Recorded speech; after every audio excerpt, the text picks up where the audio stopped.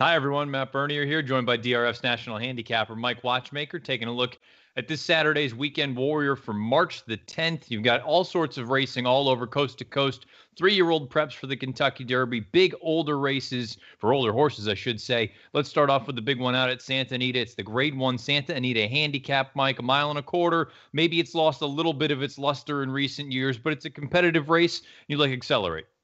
I do like Accelerate, man. I liked Accelerate in the San Pascal last month, and he won it. And, the San Pascal was a perfect example of how people might view trips because Accelerate got through in the inside and won the race by daylight, whereas runner-up Prime Attraction was 5 wide on the first turn, 4 wide on the far turn, and 5 wide into the stretch. And everyone's going to say, well, Prime Attraction had the worst trip, and he should have won it. And I'm telling you that, at least in my opinion, Accelerate was about 3 weeks the best in that race. And the reason why I liked Accelerate in the San Pascal was because I thought he'd be in complete control of the early pace. And he didn't break well. He was squeezed at the start, steadied, shuffled back. I found himself well off the pace into the first turn, was making a move to the lead down the backstretch where he had to take up and went from a co-leader to about fifth and re-rallied again on the inside. I mean, he had a tough trip, but he also overcame a setup that was completely against him. And I just thought he was tons the best in the race. And I think, he's got a simple setup this time around. I expect him to be chasing giant expectations.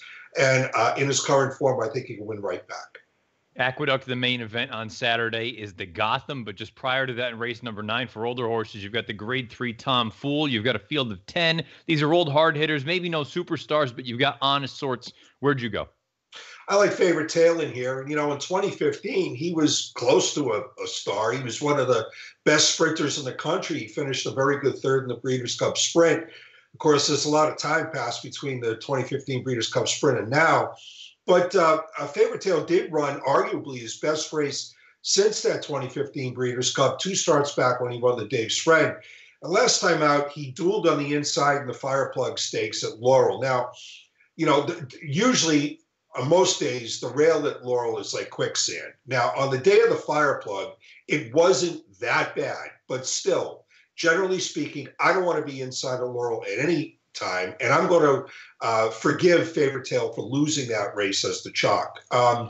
He now has, I think, a very good setup. He's right outside, and there's only one other true speed horse in the race, and that's Green Grotto. And Green Grotto just hasn't been informed for the longest of time. So when he won the Carter last year, people seem to forget that he did so with the aid of an extremely speed-favoring racetrack.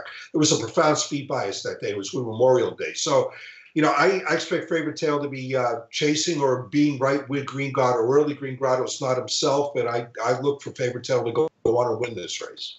Last race for this weekend's Weekend Warrior is the main event of the entire Tampa Bay Downs meeting. Race number 11, the Grade 2 Tampa Bay Derby. 3-year-olds, 1 mile and 1/16 is the distance. You've got the horses that ran 1 and 3 coming out of that. Sam F. Davis, the local prep, and Flame Away and Vino Rosso.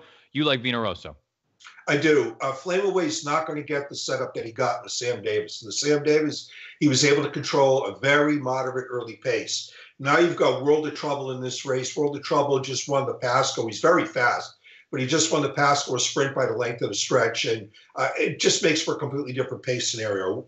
Whereas Vino Rosso, I thought he ran only okay winning his first 2 career starts. I thought his Sam Davis was by far the best race he's run for a couple of reasons. I mean, he finished very well. He galloped out in front past the wire, but I thought he only ran in spots in that race. And I think it's very interesting that Todd Pletcher's putting the blinkers on him, and I think it's going to help him focus. And I look for Vino Rosso to come pick up the pieces.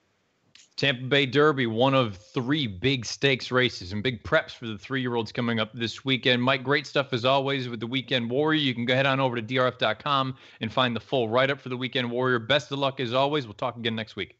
Thank you, Matt.